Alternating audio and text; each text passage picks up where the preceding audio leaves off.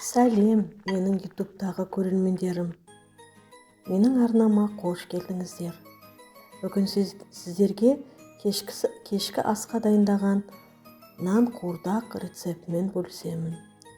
Видеоны соңына дейін менімен бірге болыңыздар, бірге жасайық. Өте дәмді. Менің арнама тіркеліп, лайк басып, комментарий жазуды ұмытпаңыздар. Алдын ала біз қамырды илеп аламыз. Ол үшін бізге 2 стакан ұн, 100 мл су және тұз қажет болады. Бір жұмыртқа. Ұнның үстіне жұмыртқаны жарып, қамыр илеймін.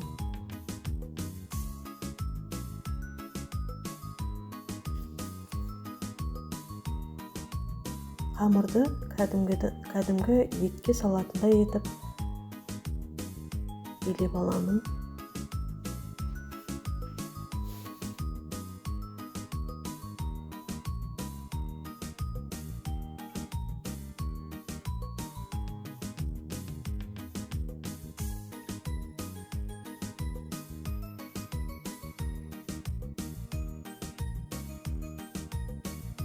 Қамырды илеп болған соң, иі қанғанша бастырып қоямын.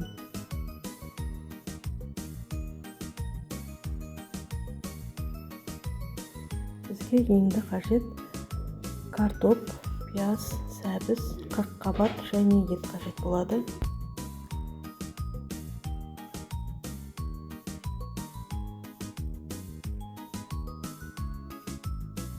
Енді 500 грамм етті орташа етіп қоруға дайындап турап аламын.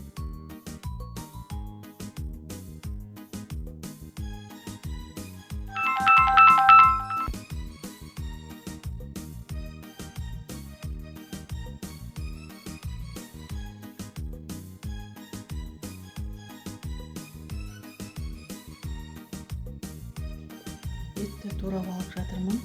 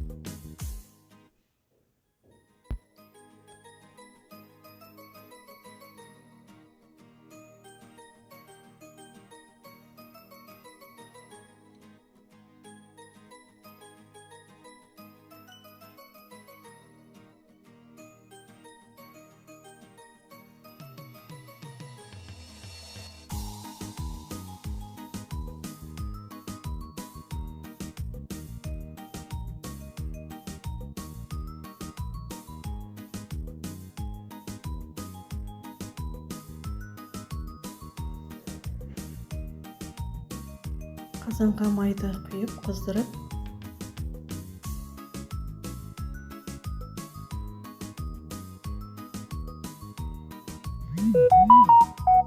үстіне қызған майдың үстіне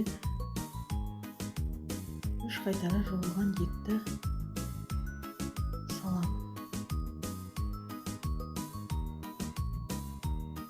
Үстіне бір ас қасық тұз салдым, қызарғанша қуырып шығамын.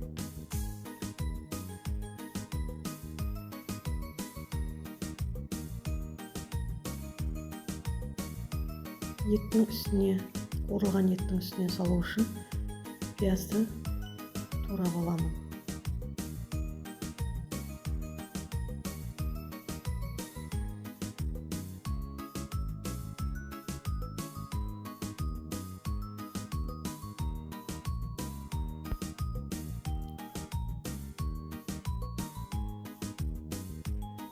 Қазанда қуырылған еттің үстіне туралған пиязды саламын.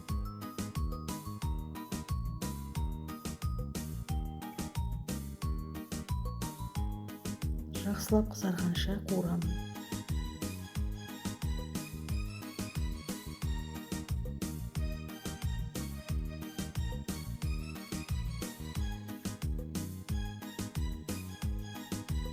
Қуырылған еттің үстіне су құямын. Енді сәбізді турап аламын.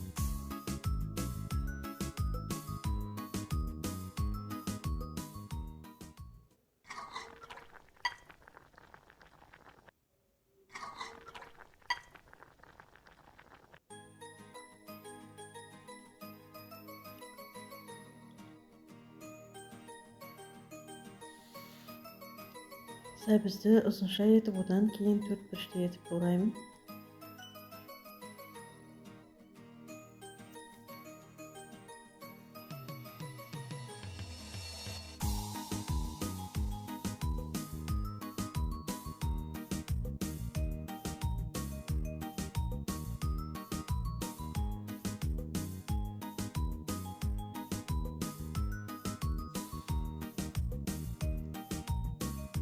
Картопты да ұзынша етіп, одан кейін төртбұрышты етіп турап аламын.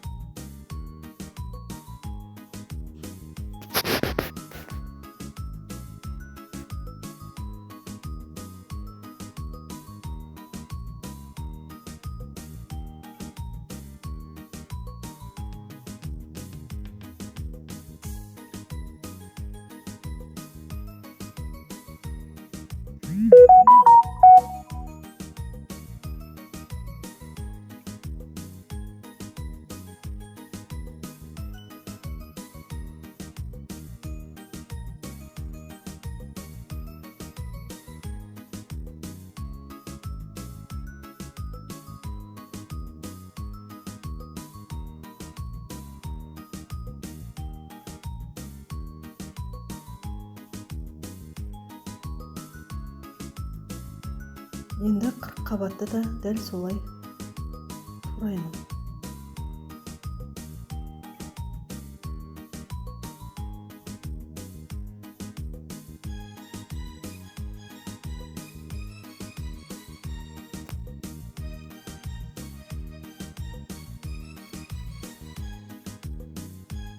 Қабатты да турап жатырмын.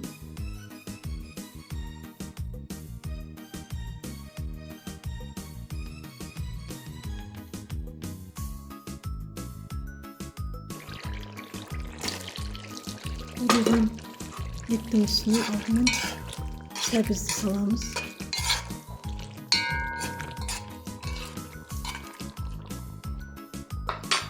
Кішкене жұмсарғанша қуырып, одан кейін картопты, қабатты саламыз. Болгар бұрышында, 2 дана болгар бұрышында қосуға болады. Менде болмағандықтан қоспадым.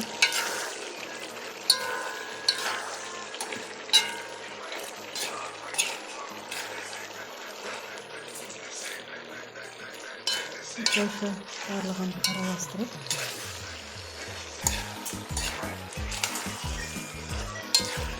майға қуырып аламыз.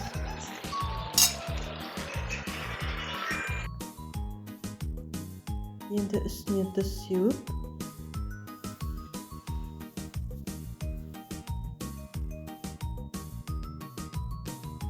бір ас қасық томат салып араластырып қуырамыз.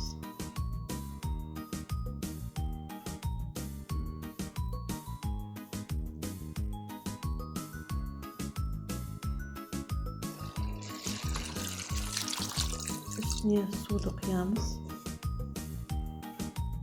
Суымыз сәл көбірек құюымыз қажет. Қайнайды. Қайнаған соң үстіне қамыр саламыз. Сол себепті суды сәл көбірек құюымыз қажет. Енді 1 дана пиязды турап аламыз.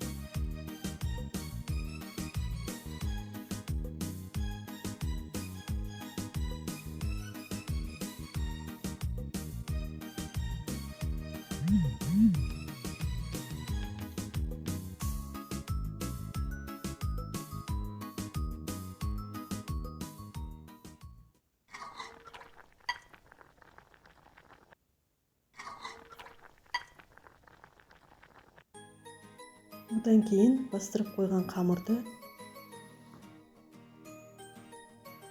оқтаумен жаямыз.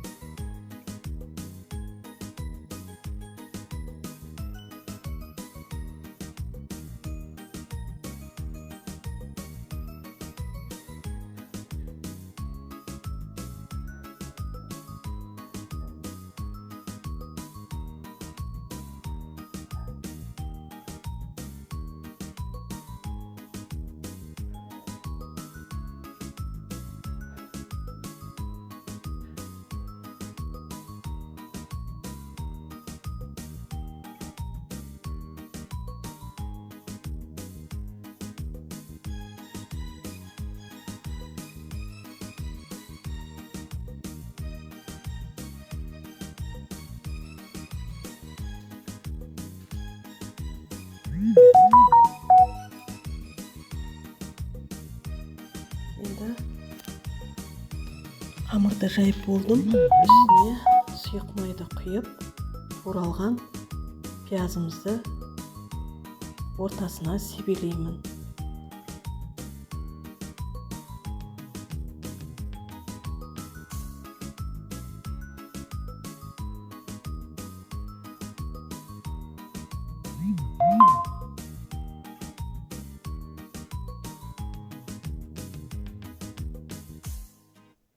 Пиязды қолыммен жайғастырып, қамырға жаямын. Одан кейін қамырды ораймын.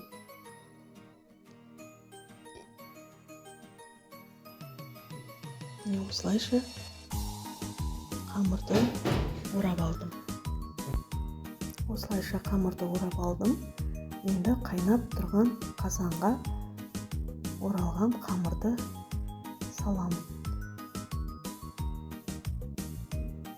Қамыр суға батып тұруы қажет. Мінекей, нан қуырдағымыз дайын.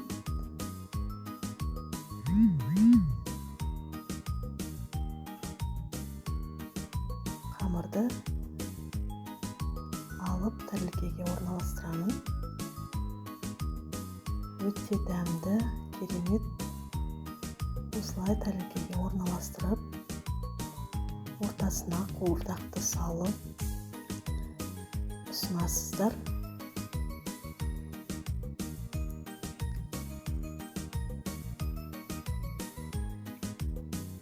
Қамырынан кесіп, ортасына қуырдақтан салып жей бересіздер. Өте керемет, кешкі асқа дайындап көрсеңіздер болады. Өте дәмді шықты. Жасап көріңіздер. Сіздермен бірге болған Жанар. Сәлем достар. Менің каналыма қош келдіңіздер. Бүгін мен сіздерге кешкі асқа, ауызашарға орама жасап көрсетемін. Менің видеомды соңына дейін бірге көріңіздер. Рецепт ұнаса, достарыңызбен бөлісуді ұмытпаңыздар. Менің каналыма тіркеліп пікір қалдыруды ұмытпаңыздар. Ең алдымен орама жасау үшін қамырын үйлеп алуымыз қажет. Ертерек қамыр үйлеп бастырып қоямыз. Суға тұзды салып, араластырып, ұнның үстіне жұмыртқаны жарып, жақсылап қамыр үйлеп аламыз.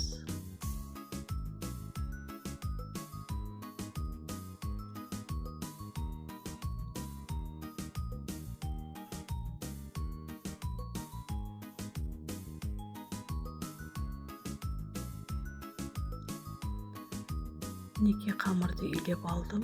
Енді қамырды ие қанғанша бастырып қоямын. Оған дейін қамырдың ішіне салатын салмасын дайындаймын.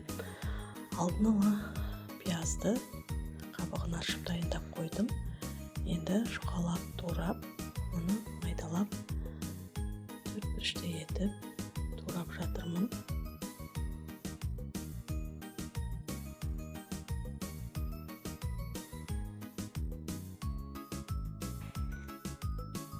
Пиязды өте ұсақтап тураған, әдемі көрінеді, сондықтан өте ұсақтап турадым. Енді ораманың ішіне мен асқабақ қосамын. Асқабақты теркадан өткізіп алдым. Ыдысқа фаршты саламын. Одан кейін туралған пиязды, одан кейін дайын болған теркадан өткізілген асқабақты, тұзын, бұрышын қосып, және үстіне кішкене сұйық май қостым. Барлығын жақсылап араластырамын.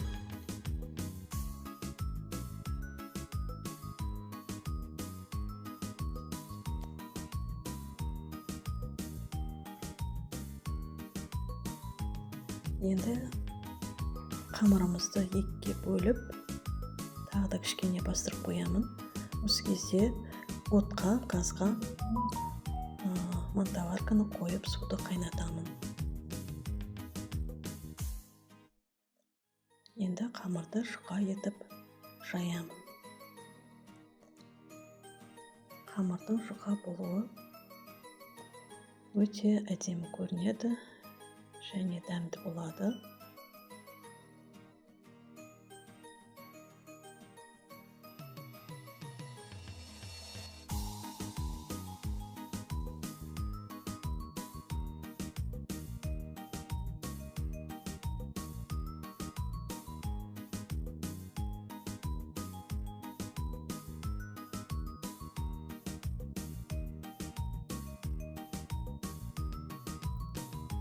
Қамырды жайып алдым. Енді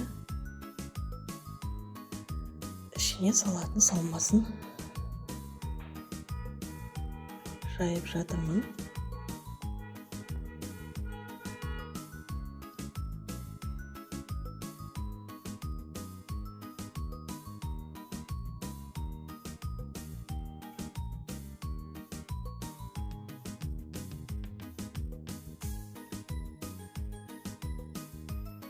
Енді қамырды ораймын. Суымыз қайнап тұр. Әдепкі осы бірінші жайманы мантоварканың ыдысын майлап, алғашқы жайманы пісіре беремін. Енді екінші жайманы жайып, оны да дайындаймын.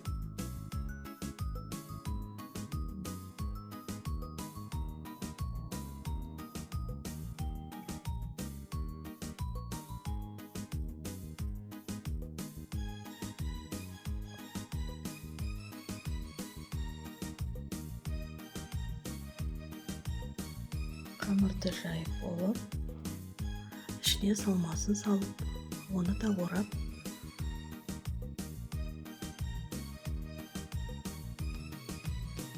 пісіруге қоямын. Әр жайманың пісіру уақыты 40 минут деп есептеп аламын. Осылайша екінші жайманы да майланған монтоварканың ыдысына орналастырып, қайнап тұрған ыстық судың үстіне қоямын.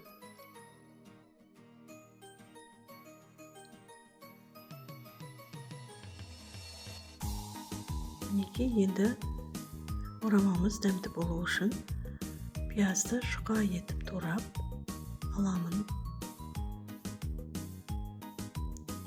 Подливка жасауымыз қажет.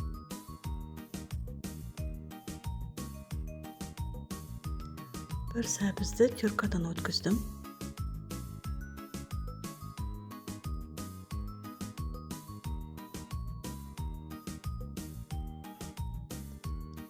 Енді тапаны қыздырып, үстіне сары май саламын. Сұйық майдан гөрі сары маймен піскен подливка өте дәмді болады. Сіздер де осылай жасасаңыздар болады. Еріген майдың үстіне алдымен сәбізді саламын.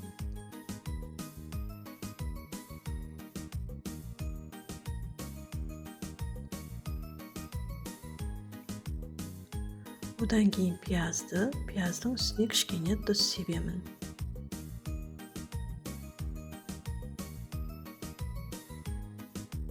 Осылайша отта барлығын араластырып,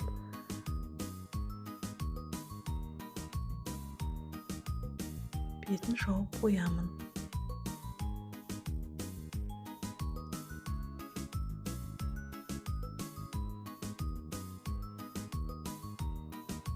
Подливкамыз күйіп кетпес үшін арасында араластырып қоямын. Мінекей, орамамыз дайын, уақыты болды. Бізді кешкі асқа ауызашарға дайын болды. Өте дәмді, керемет болып шықты. Сіздер де жасап көріңіздер. Сіздермен бірге болған Жанар. Сәлем баршаңа.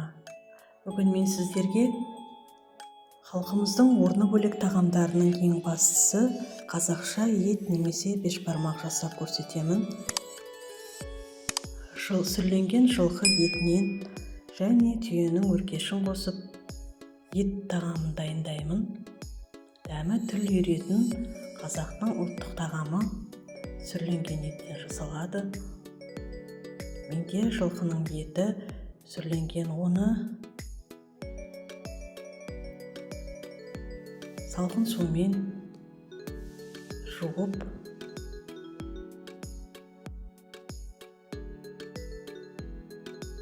бірнеше мәрте жуып, бісміллә деп қазанға саламын.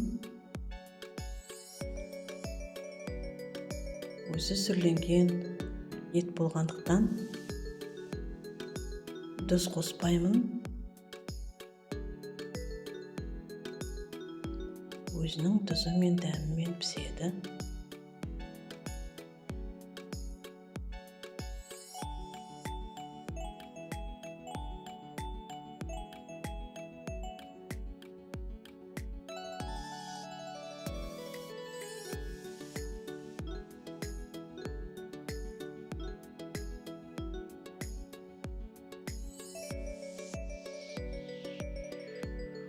Ет етке, сорпа бетке деп етті аса сүйсініп жейтін халықпыз. Еттің ағза үшін пайдасы зор. Оны ас ретінде ғана емес, шипа үшін де қабылдаған дұрыс. Мінекей, ет қайнап, бетіне көбігі шығып, көбігін алып жатырмын.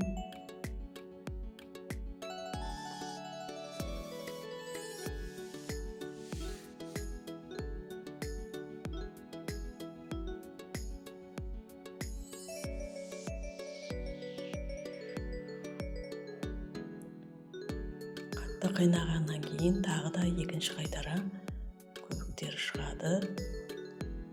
Оны да алып тастаймын.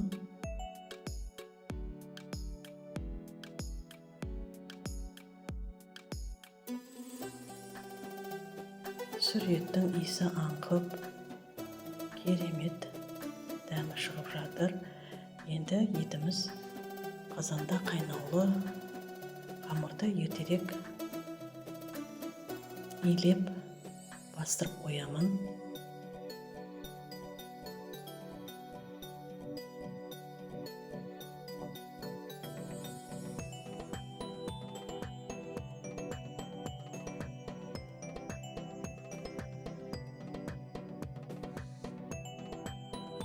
Тамақтың дәмін келтіру үшін картоп қосамын.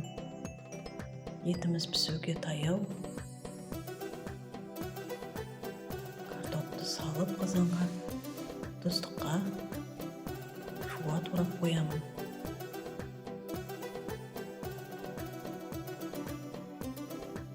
Туралған жуаны еттің бетіне шыққан майлы сорпасын алып, жуанның үстіне құйып, отта сәл қайнатып аламын.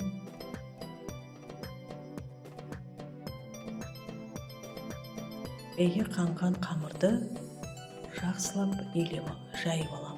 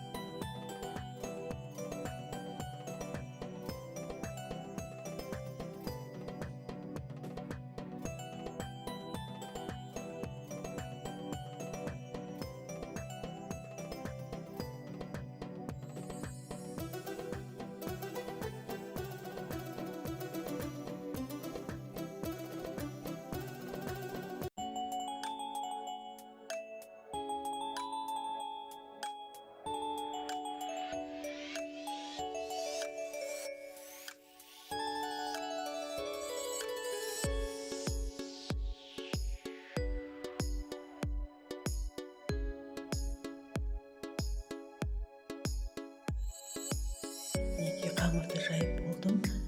Енді қазанға салуға ыңғайлы етіп кесіп аламын.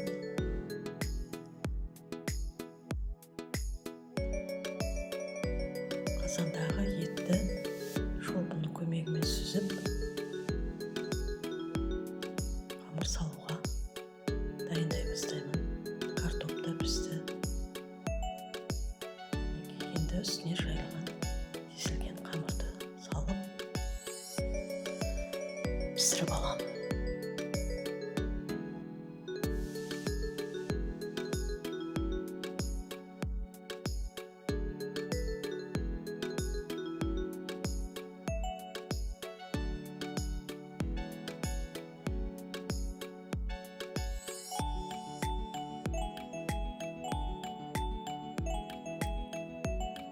Қамырымыз піскен соң, оны ілгеге сүзіп, шолпымен сүзіп аламын. Соң сорғытып, сорпасын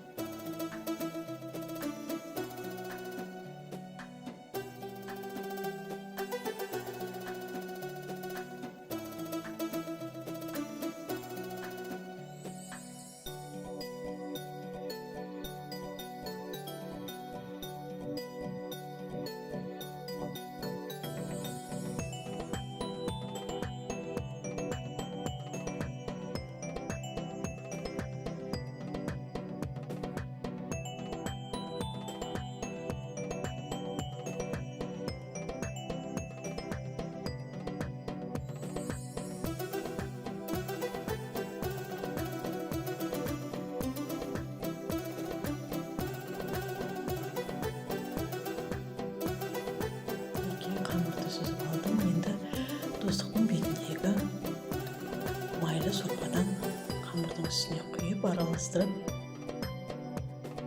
жабыспас үшін құямын. Мінекей қазақтың ет тамағы дайын. Сіздер де жасап көріңіздер. Өте дәмді, керемет ұлттық тағамымыз. Орны бөлек. Сіздермен бірге болған